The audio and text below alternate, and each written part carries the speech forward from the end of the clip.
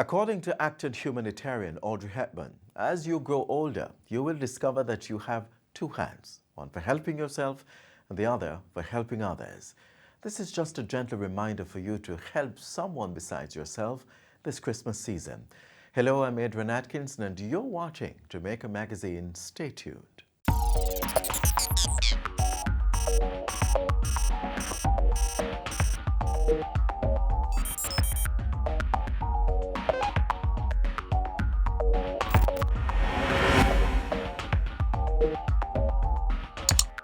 We share a lot of sensitive information and data, and once criminals get access to this information, indeed, people are at risk based on the sensitivity of the information that they share.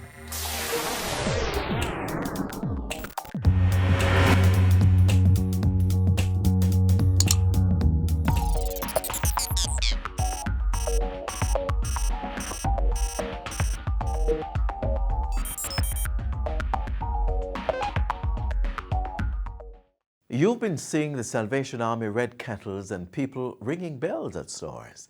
The organization empowers people to help others within and across borders, and your donations could help someone in need.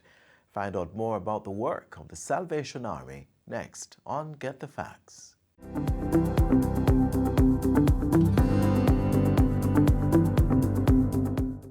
Welcome to Get the Facts, a program that provides you with information on government's policies and initiatives. I'm Anthros Campbell. The Salvation Army is an international organization that has been around for some 150 years, advancing humanity through spiritual upliftment as well as through social and charitable engagements. During the season of love and giving, the organization is even more dedicated to the call of service to our fellow men. Today we speak with Development and Public Relations Secretary Captain Oliver Michaels, who will tell us about the work of the organization and especially at this time. Welcome to the program, Captain Michaels. How are you doing? Thank you very much. I'm doing great. It's a privilege to be here with you. Right. I'm excited. I want to talk about the Salvation Army. Tell me about your primary role. Well, give you a little background. The Salvation Army started, like you said, about a little over 150 years ago. A gentleman by the name of William Booth decided he wanted to do street ministry. He wanted to preach to people in the streets. He believed that a lot of the problems that he saw people facing in industrial revolution England could be solved with Jesus. Simple as that. And so he started preaching in the streets. He did a great job. He brought so many people in that most of the churches at the time were like, you're going to have to, we don't have enough room for these people. You're going to have to do something. Yes. So he actually started doing some brick and mortar churches as well. Yes. And then almost immediately realized that a lot of the folks he was reaching in the streets were not in a great social class. They were not well fed. He actually made the comment to his son, I don't believe they can hear me preaching over the rumbling of their own stomachs. You need to do something about that. So his son Bramwell actually started the social services branch of the Salvation Army out of those beginnings. And it has grown now to not only being a church, a full-blown church, but we do social services, we do emergency disaster service relief, we do work in social justice, we do work in community development all around the world, over 130 countries around the world. Yes.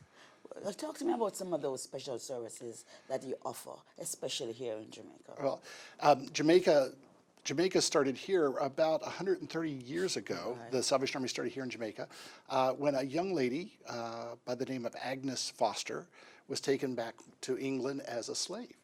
She was freed while she was in England. She got married, had kids, started attending the Salvation Army. She moved back to Jamaica in the Bluefields area and said, Jamaica needs the Salvation Army. And so her and an Englishman by the name of Mr.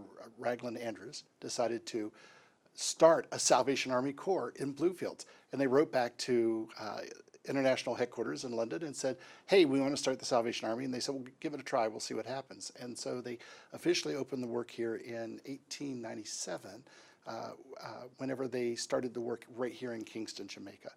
Since then, we've grown. We do women's residences for women who are in school or who are just starting out in their jobs and are having a hard time getting into that first apartment or house. We have primary schools and daycares throughout Do you still Jamaica. have that service? Sorry, that service to women. You Yes. still have that service now. Yes, we still have Yes. one now. Yes, Yes. it's in downtown. In fact, How does one it of- work? How does it work?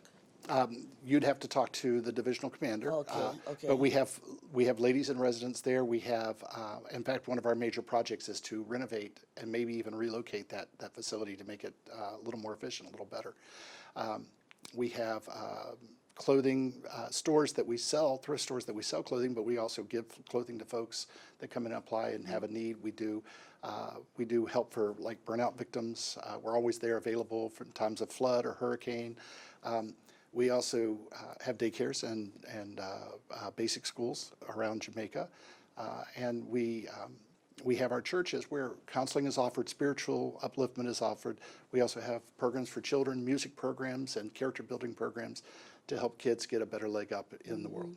So tell me a little bit more about the thrift shop. Yes. So you operate a thrift shop where people can come and get items at low cost. Yes, we do. And probably without any cost. Well, we offer items at low cost, and then we have the ability for people to come in and apply for clothes at no cost if they show the need. Okay. So both of those available. We have one downtown on Peter Lane, and we have one over in Lyndhurst. Okay. So those are all run through our William Chamberlain Center. So Right. people bring donations to our Waterloo facility up to Manning's Hill facility, or they take it straight to Lyndhurst, and we take those, recycle them into usable things, as well as they recycle furniture for sale or for like fire burnout victims. Right. You have a service where you provide financial assistance to the needy? We do as well Yes. through the William Chamberlain service here in Kingston, Center here in Kingston. Kingston. But also there are some other services available around Jamaica. You can check with your local Salvation Army. We have 2 divisions in Jamaica. It's the only country in the Caribbean that has 2. So Eastern Jamaica is based out of Kingston here, and then Western Jamaica out of Montego Bay. Right. And so we have 2 separate ongoing Christmas efforts, one for each end, because we have activities happening at both ends. Yes. So I want to hear a little bit more about the financial assistance. How does it work? Can we talk about that? How does that work? Well, once again, I'm not the guy. I'm the PR Right. guy. But you would call into our divisional headquarters, and we're going to give. I have those numbers also for volunteers who Yes. want to call and Yes. help. They would let you know what's available and where you would go to Okay, we're going to sign come up to for the that. volunteers. Okay. Later. What other kind of projects you have? Because there is a school for the blind. There's a school for the blind. Blind, We yes. also have a senior citizen home. We have 2 or 3 children's homes besides the school for the blind. We also do aid for the people who need help with mobility, things like wheelchairs and other mobility devices. We also, throughout the year, do food hampers for folks that are in bad straits. We prepare meals in some areas and serve those. So we also do nutrition subsidies at our schools, and we do sponsorships for both our schools and for public schools. Right. So we do work throughout the country throughout the year. Yes. You do collaborate with other agencies like NGOs, the government, and so on. Yes. Talk to us about that. Well, of course, Ministry of Education helps subsidize all of our schools. That's a given. But even beyond that, we partner with other NGOs. Right to mind comes Food for the Poor. We partner with them quite a bit. Rotary clubs throughout Jamaica partner with us for projects that they want to make an impact in the areas that we're in, and other NGOs. But our biggest partners are the people of Jamaica, who very graciously donate to us throughout the year. We get money through foundations, through business donations, through our mail appeal, and then of course Christmas kettling, which is our largest mail, Yes, our yes. largest Yes. our Initiative. largest fundraising initiative Right. for the year. We're going to talk about the Christmas kettle, but Yes. we're going to take a break here Sure. and come right back No to worries. discuss that. Okay? Let's go for a break now, and we come right back with more discussion. And we're talking about the Salvation Army and its work in Jamaica.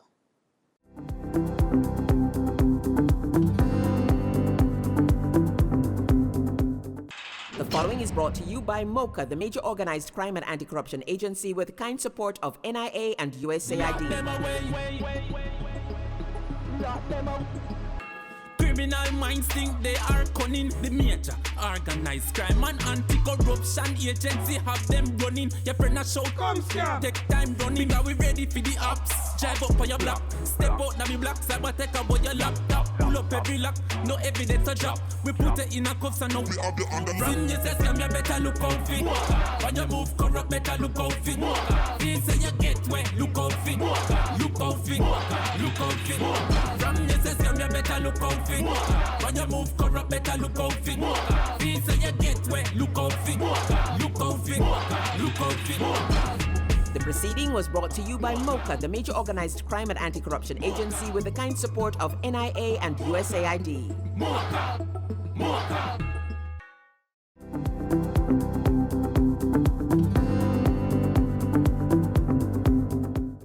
Welcome back to Get the Facts. We're looking at the significant work of the Salvation Army here in Jamaica with Captain Oliver Michaels. And we're talking about all the services that is provided and much more. Welcome back. Thank you.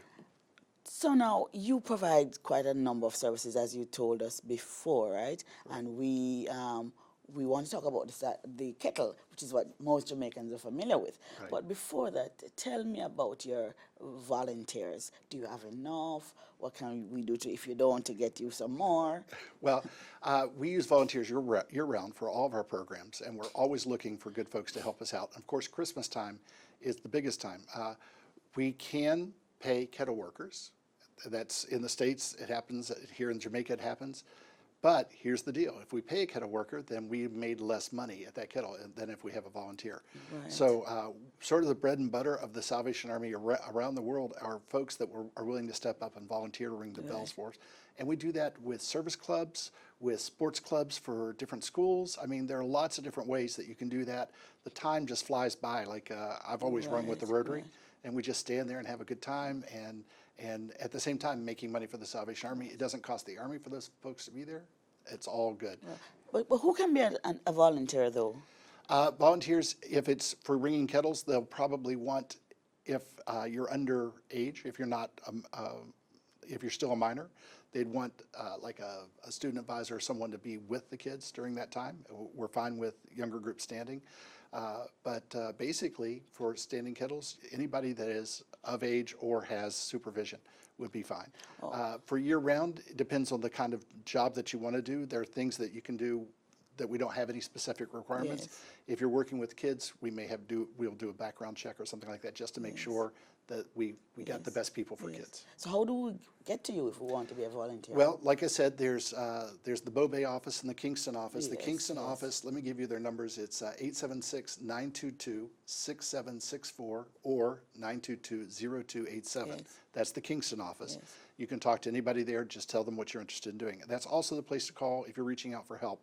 They can get you to the right people. They may not be the place there, but they can get you the right people. In Montego Bay or on the western end of Jamaica, you'll want to call 876-622-2824 or 876-622-2861. Right. And persons do not have to be a member of your army. No. Yes. One of the things that a lot of people get confused on, they say, well, I guess we'll have to become a Christian or we'll have to go to your church to get help. The Salvation Army, right in their mission statement, says that we do what we do because the love of Christ constrains us to do it, but we do it without discrimination. We don't ask where you're from, what church affiliation you have, what your lifestyle is like. We don't care. We help people based on need, not on any other factor. All right, let's go to the famous kettle, red kettle, which is what most Jamaicans know the Salvation Army for. Tell us about the origins and what's the purpose. Well, what happened was back in 1891, I keep getting it backwards, there was a Salvation Army officer in San Francisco that wanted to do a big Christmas dinner for all the indigent folks in San Francisco. He wanted to just really blow it out. And of course, the problem with that is, where are we going to get the money? And he remembered as a young man when he lived in Liverpool, England, that there was always a big pot at the end of the dock where the fishermen would walk by with a sign saying, you know, help us feed the poor, and people just throw money in that pot. And he says, you know, I bet you that would work. So he set a big old kettle up on the end of the Oakland Ferry, for people to put a big sign saying, we're going to feed people this Christmas. Yes. Would you like to donate? And people put money there. He also put it in his lobby of his building, and it was wildly successful. People wanted to help the Salvation Army feed folks that needed fed. Yes. So that's where it started. It spread throughout the United States and has gone on to spread all around the world. So yes, Jamaica is a kettling country. And we have folks out there that are raising money so that then we can help folks at Christmas time especially. But that money goes beyond Christmas. It helps us year round to keep doing the work that we need to do. Yes. Like I said, it's our biggest fundraiser, and it's a huge part of us doing what we do. So it's more than just feeding at Christmas. Right. Okay, what's your target for this year? Our target in the western end of Jamaica is about 7 million is what they're hoping for, and on the eastern end a little over 13 million, so about 20 million total. Both of them had a target similar last year and came a little under.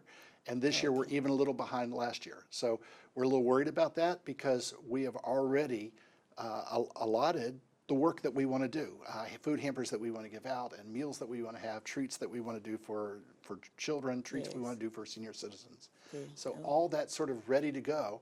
We just need to make sure that we have the money to do it. All right, so people we need to give to the Salvation Army.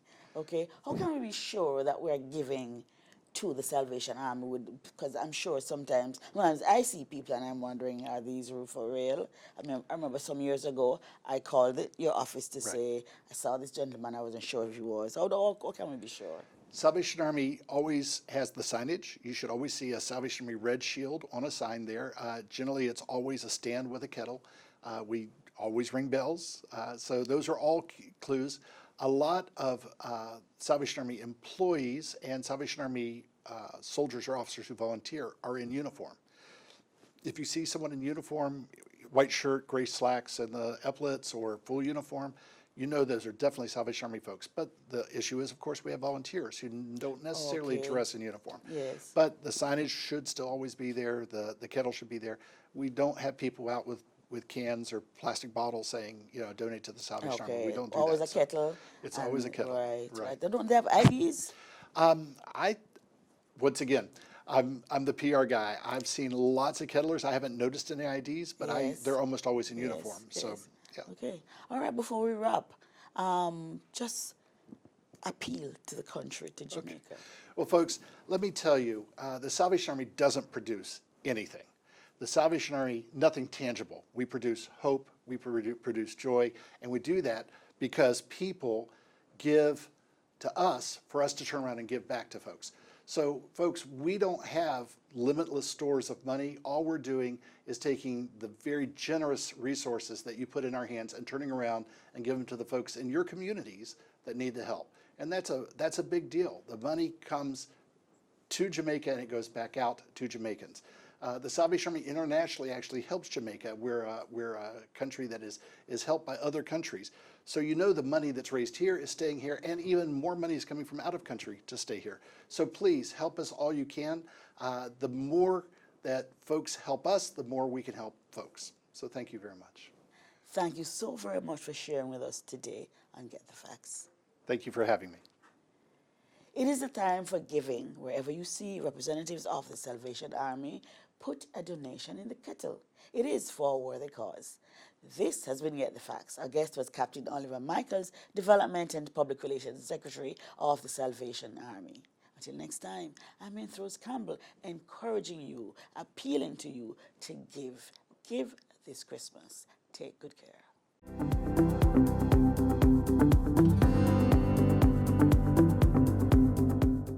Hey there. So, did you know that plastic bags were introduced to supermarkets in 1977?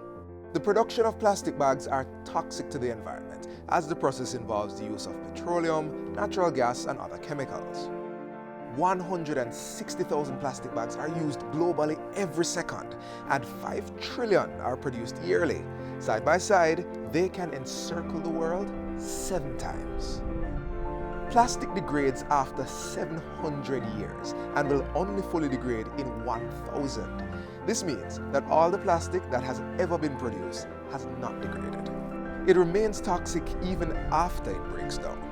13 million metric tons of plastic end up in the ocean every year, and at least 800 species worldwide are affected by marine debris, of which 80% is plastic and is mistaken for food by turtles, fish, and other marine life. Research has shown that fish caught for human consumption contain plastic nanoparticles. An average family will use 60 plastic bags on 4 visits to the supermarket, and only 1 to 3% are recycled worldwide. Play your part in advancing your welfare and that of the earth. Support the ban on plastic. Reduce, reuse, recycle, and get eco-friendly bags for you and your 1877.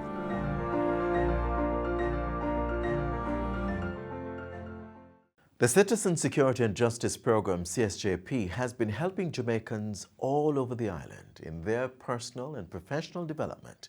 This next feature highlights how the CSJP has been helping community groups to deal with social issues affecting residents. These residents are working with community groups to craft and implement programs that will transform their communities.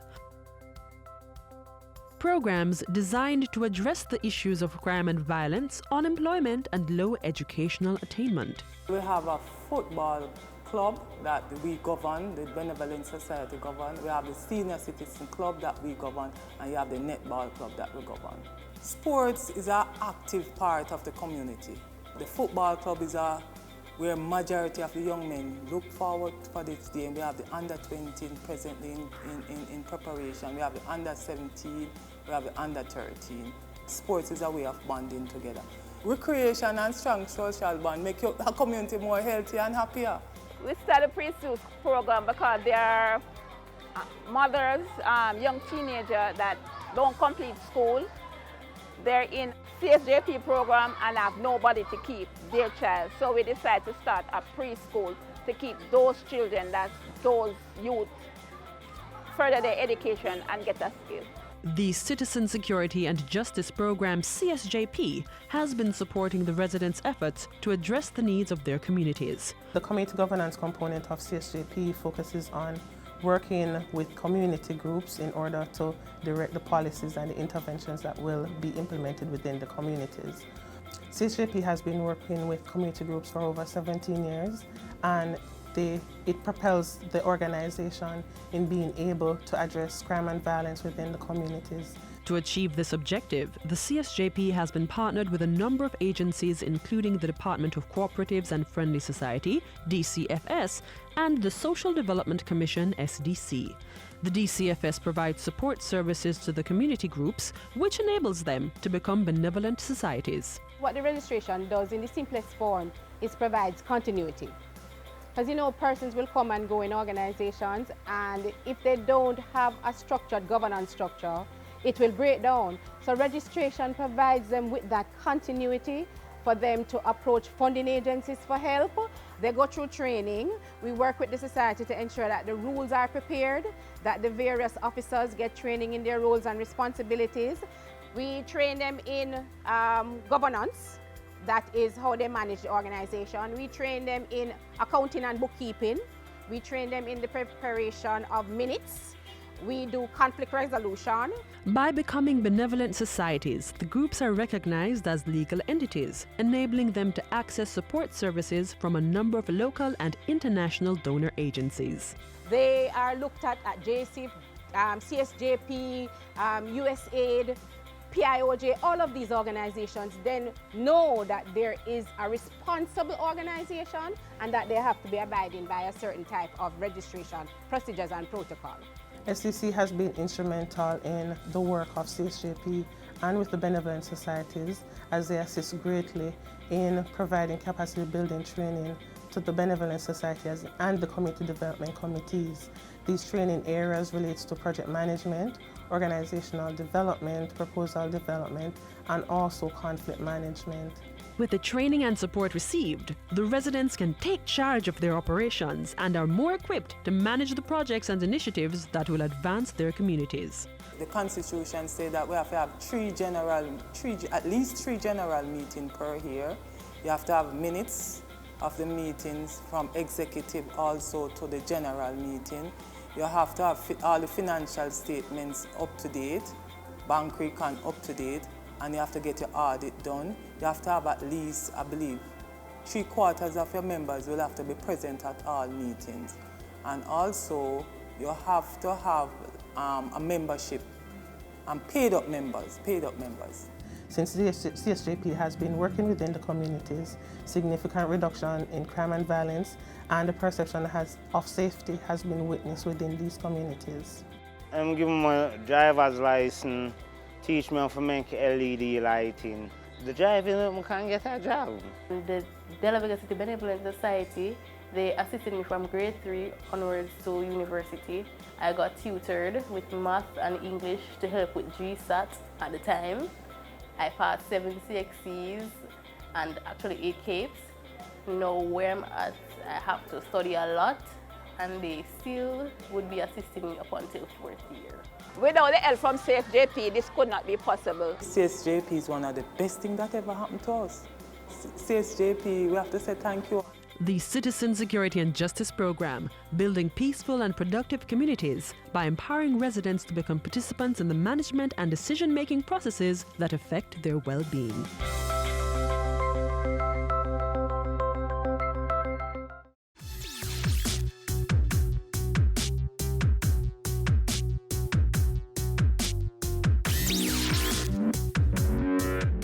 A humanitarian is someone who actively engages in promoting human welfare and social reforms, and who has no prejudice with human suffering on the grounds of gender, sexual orientation, religious or national divisions.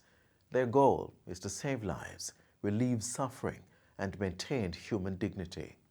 Women make up a large number of those who risk their own lives to save others. They dedicate their lives to helping people affected by crisis and are oftentimes the first to respond and the last to leave. Take some time to reflect on those around you and show them you appreciate them this holiday season as we work to make Jamaica the place of choice to live, work, raise families, and do business.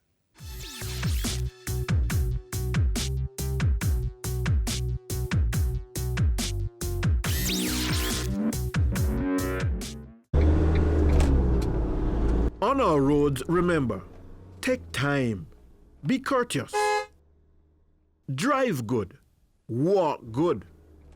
Don't drink alcohol and drive. Don't drive tired or sleepy. Don't tailgate and don't overtake unless it is safe to do so. And always drive at a speed which will allow you time to stop quickly and safely. Let's keep it safe on our roads. Thanks for watching another edition of Jamaica Magazine. Do join us again tomorrow and we'll do this all over again.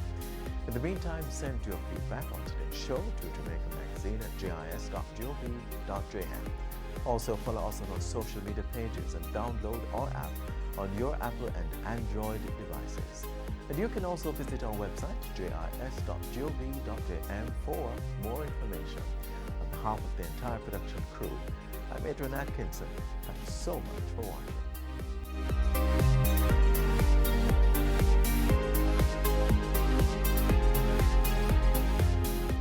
This has been a production of the Jamaica Information Service, the voice of Jamaica.